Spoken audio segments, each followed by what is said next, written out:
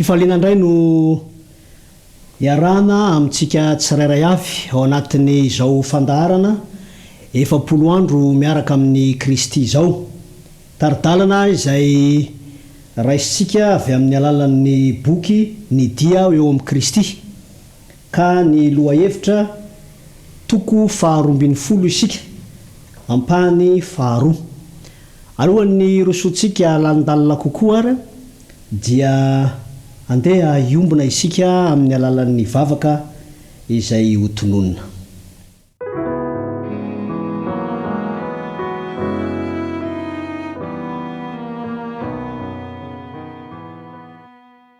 Rainay tsara indrindra izay any an-danitro, rainay amin'ny alalan'i Jesosy Kristy.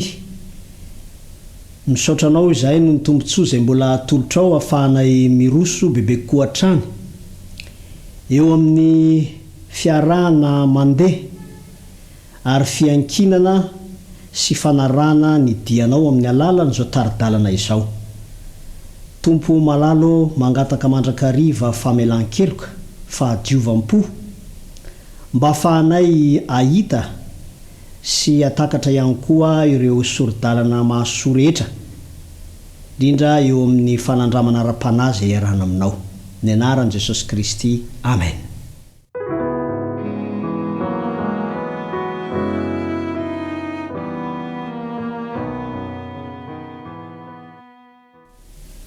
Ny toko 12 no iarahantsika mijery efa nandeha ny ampahany voalohany izay nahitantsika fa ny fisalasalana dia mety ho tonga eo amin'ny olona anankiray manoloana ny fandiniana ny tenin'Andriamanitra.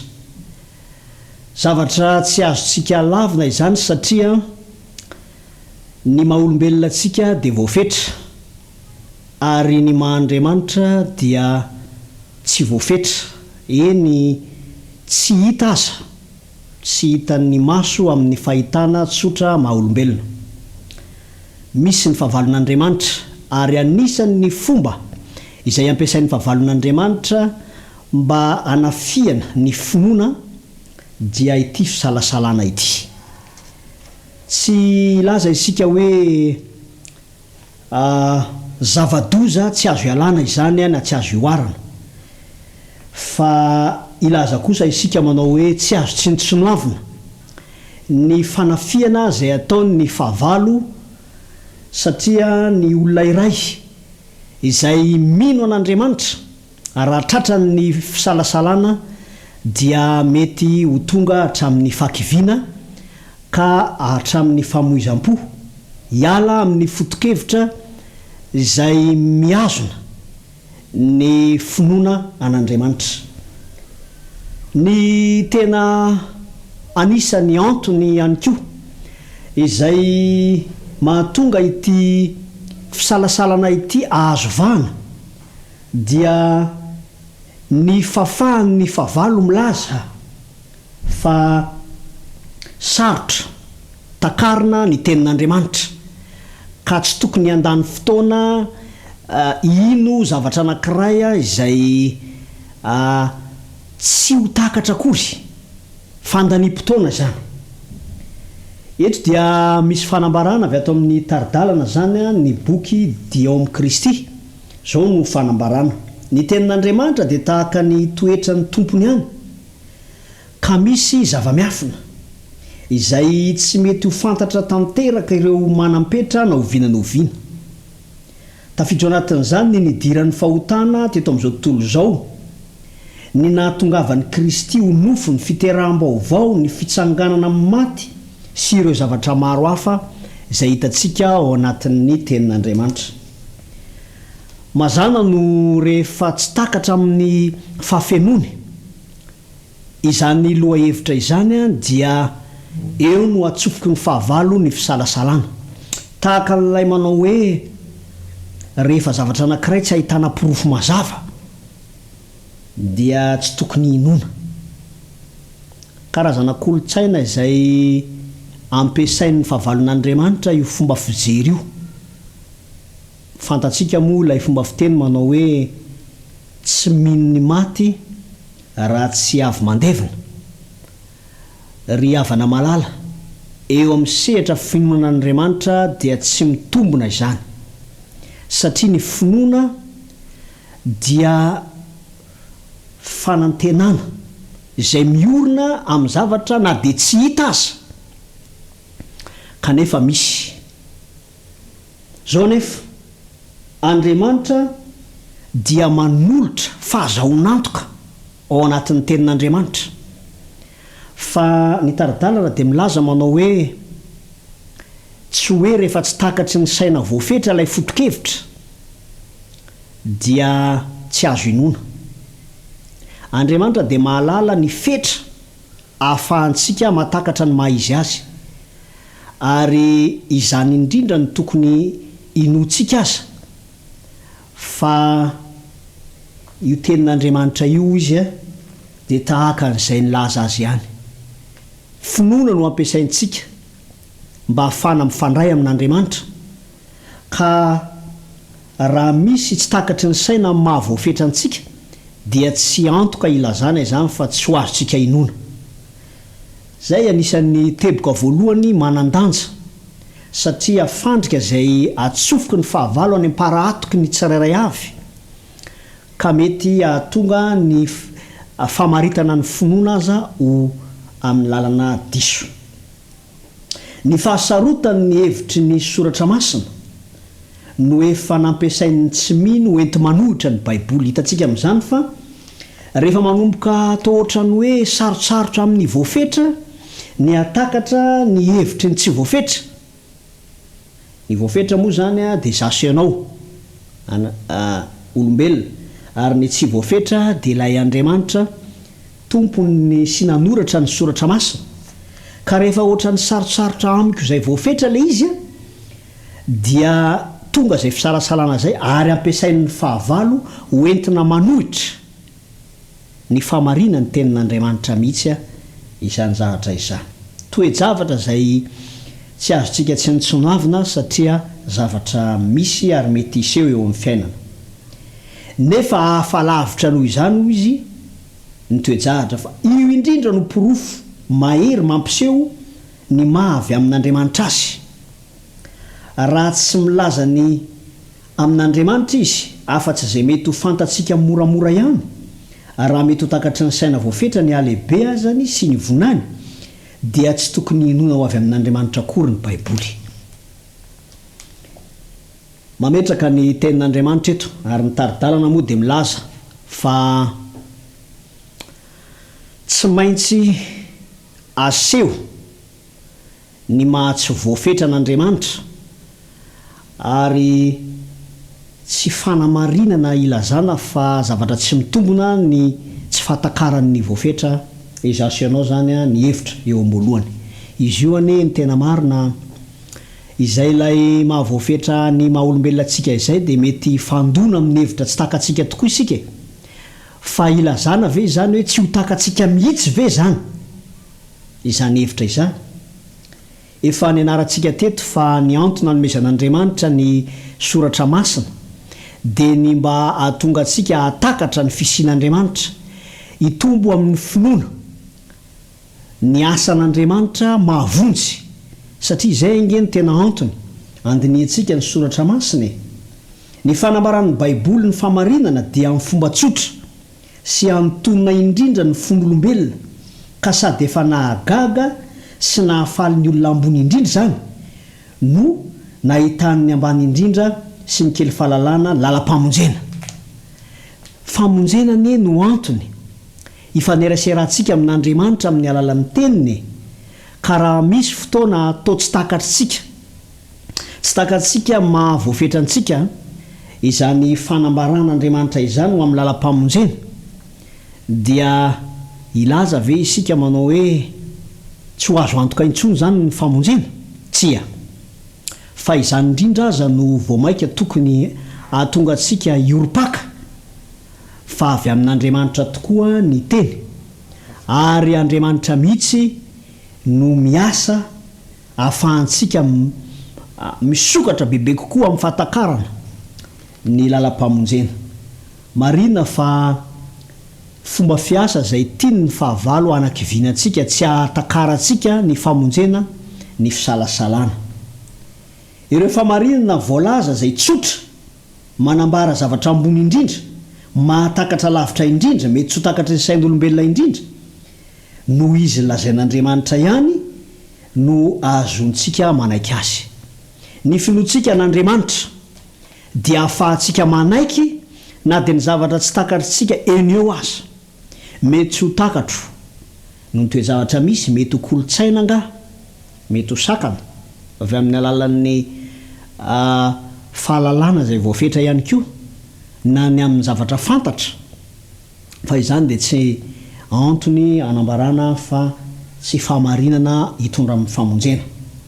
Noho izany dia efa nabaribarin'Andriamanitra ny drafim-panavotana eo anoloantsika mba hahitan'ny olona rehetra izay tokony ataony ho amin'ny fibebahana marina tokoa. Ahavoavonjy azy araky ny fomba voatendrin'Andriamanitra. Hitantsika amin'izany fa raha ny maha-olombelona antsika fotsiny no iorena ny fanarahantsika n'Andriamanitra dia mety ahomby tokoa ny fahavalo, satria ny asako, ny fahafamanao, ny fatakarana, ny mety kolotsaina nentiko nandinika ny tenin'Andriamanitra dia mety teraka fahasarotana eo amin'ny fatakarana ny hevitry ny soratra masina. Kanefa Andriamanitra efa nanome izay sahaza ho an'ny tsirairay avy. Mino an'izany ve izasy ianao? Manoloana ity fiaikana ity izay raisitsika ho fanamby, satria fiaikana zay tsy maintsy iaona amintsika mandritra ny fotoana izay andiniantsika ny soratra masina dia raisitsika ho fanamby mba hahafahantsika mihoatra izany fandrika izany. Anisan'ny vahaolana voalohany hiatrehana ny fisalasalana na ny mety ho endrika tsy fatakarana ny soratra masina dia zao no fanambarana: miaiky fa tsy afaka ahalala tanteraka ny fahamarinana lehibe ao amin'ny Baiboly isika. Miaiky ihany koa fa ny saina voafetra dia tsy ampy handray ny tsy voafetra. Ity fanekena ny tsy fatanterahantsika ity, ny mety mahavoafetra antsika dia lalam-pisokafana iray, fomba anankiray izay ahafahan'Andriamanitra manampy antsika. Marina izany, satria eo amin'ny fanandraman'ny fiainana andavanandro anie ny olona iray izay mametraka ny tenany fa efa feno sy matakatra ary ampy dia mitovy amin'ny olona anankiray izay manidy ny varavarankely-tsaina ho amin'ny fivoarana. Mahafinaritra ny taridalana izay omen'Andriamanitra antsika, fa indraindray avelan'Andriamanitra handalo amin'ny tsy fatakarana hevitra iray ao anatin'ny soratra masina isika mba hahafahantsika miaiky ka misokatra kokoa ny varavarankely-tsaina vaovao ahafahana mandray fahazavana izay atolotra amin'ny alalan'ny tenin'Andriamanitra. Lavin'ny mpisalasala sy ny tsy mpino ny tenin'Andriamanitra, satria tsy takany avokoa ny zava-miafinao aminy. Zay ilay fomba fijery izay mametraka hoe matotsy takatro dia zavatra tsy azo inona zany, avonavona zany ry havana malala. Fiheveran'ny tena ho mahavita zavatra sy ho ampy ka manidy ny varavarankely-tsaina ny amin'ny fatakarana vaovao izay fahazavana tian'Andriamanitra irosontsika izany. Manaraka izany raha izay no vahaolana voalohany, dia ny vahaolana faharoa manaiky fa ny asan'ny fanahan'Andriamanitra no manazava ny fosiny saina ahafahana matakatra. Marina fa efa nataon'Andriamanitra ny hoe tsotra sy tokony ho takatry ny maha-olombelona antsika ny taridalana rehetra mba ahafahana miroso ho tonga soamantsara amin'ny tanjona ahatakatra ny drafim-panavotana. Zao anefa no fanambarana. Betsaka ozy ny hevitra sy ny fampianarana izay heveriny be sy ny maro avy amin'ny Baiboly tsy araky ny fampianaran'ny Baiboly, mifanohitra amin'ny totalikevitry ny soratra masina manontolo. Ny antony dia satria ny fotokevitra mahaolombelona fotsiny ny kolotsaina mahaolombelona zay nyverina fa mipetrapetraka tsara io na alehibe io na mpitaina tamin'ny taranaka mifandimby io na olombanina ka io a no entiko mamaky ny soratra masina ahafahako matakatra ny hevitr'Andriamanitra zao nefa ny taridalana sy ny fanokafana fahazahoana fahazavantsaina avy amin'ny fanan'Andriamanitra no ahafahana matakatra ny zava-panahy ny tenin'Andriamanitra izay mirakitra ny drafitry ny fanavotana ny taranak'olombelona dia zasy ianao zany dia tsy planina izay nyvolavolaina teto amin'ity tontolo misy antsika ity fa planina izay no volavolaina teo anatrehan'Andriamanitra Andriamanitra mihitsy no nanainga izany planina mahavonjy izany ka nanambara izany tao amin'ny teniny ka raha tsy ny fanan'Andriamanitra no manokatra sy manome fahazavantsaina dia mety ivily na ny fahatakarana azy satria mety ahatakatra ihany fa amin'ny fomba izay tsy mifanaraka amin'ny nanaovan'ny mpamorona sy ny mpanome ny teniny zao no voalaza amin'ny Kolosianina toko 4:7 ao aminy no iafenan'ny rakitry ny fahendrena sy ny fahalalana rehetra tsy azontsika atao ny iankina amin'ny fahatakarana fahalalana sy ny ahavo ny fahaizantsika olombelona fotsiny ahafahantsika matakatra ny sitrapon'Andriamanitra avy ao amin'ny teniny tsy maintsy manaiky ny asan'ny fanamasina isika ny fahazavan'ny fanamasina ihany izay nahazona ny teny no ahazahoantsika fahalalana marina ny tenin'Andriamanitra voambara ao amin'ny Korintianina 1:2 ka ny 9:10 sy ny manaraka ao manao hoe amin'ny anaran'i Kristy tsy misy mahalala ny ao am-pon'Andriamanitra afa tsy ny fanan'Andriamanitra ihany fa ny fanahy mamantatra ny zavatra rehetra na dia ny saina lalina izay an'Andriamanitra aza io fanan'Andriamanitra io ilay fanamasina izay ekeko sy ekenao fa mpitaridalana ary indrindraindrindra fanan'Andriamanitra izay namolavola ny drafimpamonjena ambara mivantana ao amin'ny teniny io ihany no afaka manokatra ny fosiny saintsika fa ny fanontaniana dia manao hoe mahatoky azy ve isika vonina ny iankina aminy ve zasy ianao ka tsy iankina amin'ny fahendrena mahaolombelona Andriamanitra dia maniry ny olona ampiasa heritsaina entiny mandanjalanja zavatra ary ny fandinenan'ny Baiboly no anatanjaka sy anandratra ny saina mihoatra noho izay azo ny fandiniana hafa atao sehatra fahatelo izay mifampitohy ny voalohany zany dia ny fanekena fa tsy voatery atakatra ny zavatra ambarany tsy voafetra dia Andriamanitra izany izaho sy ianao izay voafetra manaraka izany a dia manaiky isika sokafany fanan'Andriamanitra ny lalan-tsaina sy ny fatakarana ny saina fahazavantsaina izay ilayntsika manoloana ny fandinina ny tenin'Andriamanitra ary eto a dia miasa amin'ny alalan'ny fandanjalanjana ny heritsaina ampiasaina ary arakaraky ny any eketsika amin'ny finoana ny asan'ny fanamasina dia sokafan'Andriamanitra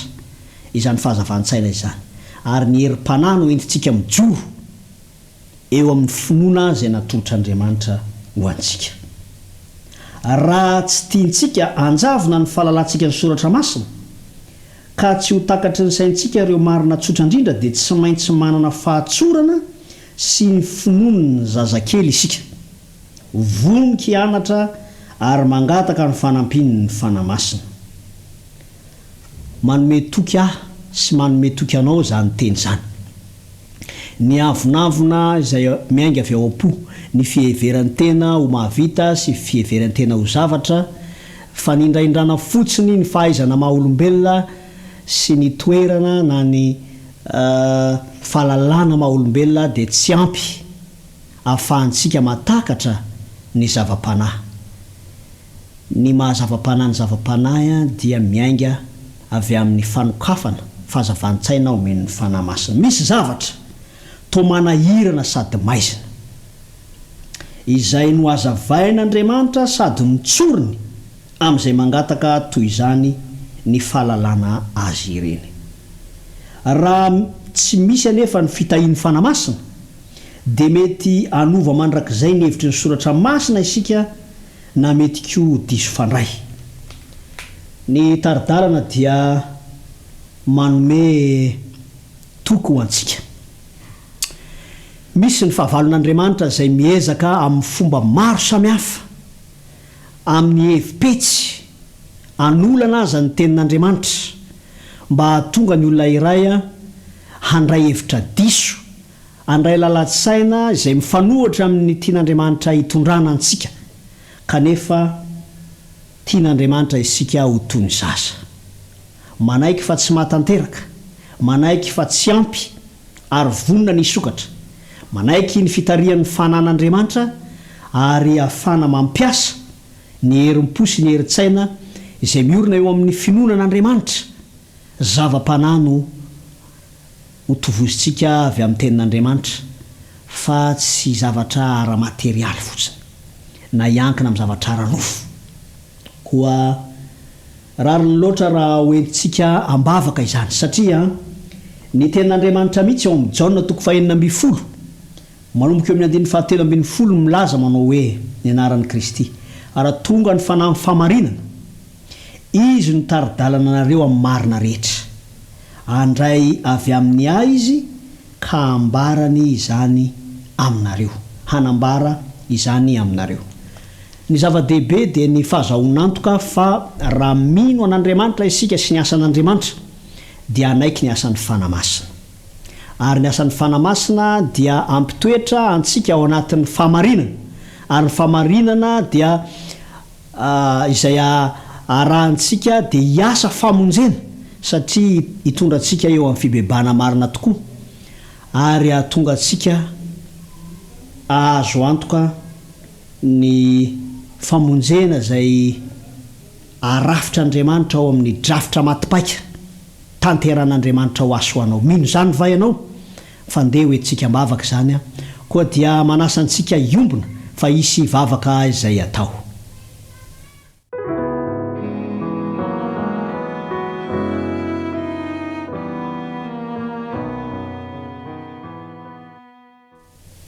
Tompo rainay tsara indrindra izay any an-danitra, ilay namorona izao tontolo izao ary namorona anay ihany koa, kanefa manaiky ho rainay amin'ny alalan'i Jesosy Kristy. Misaotra anao izahay satria na dia eo aza ny fandrika avy amin'ny fahavalo anana endrika fisalasalana mety hevim-petsy manakona ny mety ho fatakarany ny maha-olombelona voafetra ihany.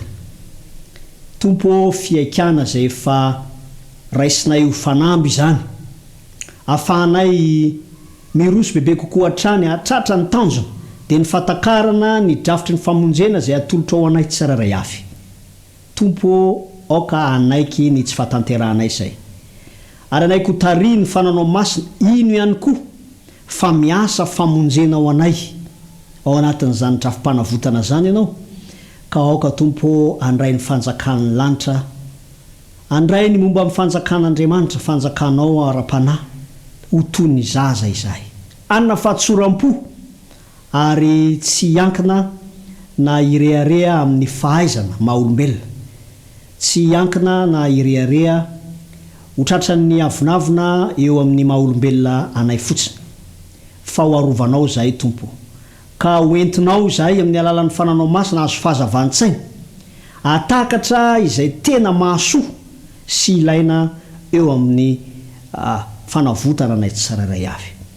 Koa raha iroso hatranetrany izay amin'ny fandiniana ny teninao izay arahanay mifanerasera aminao manokana, dia aoka izany fananao masina izany no ialoha lalana any am-ponay tsiraray avy. Ahita vokatra tsara izay satria azo tombotsoa amin'ny zava-panahy rehetra izay atolotra ao, kotonoana ny vavaka ao amin'ny anaran'i Jesosy Kristy. Amen.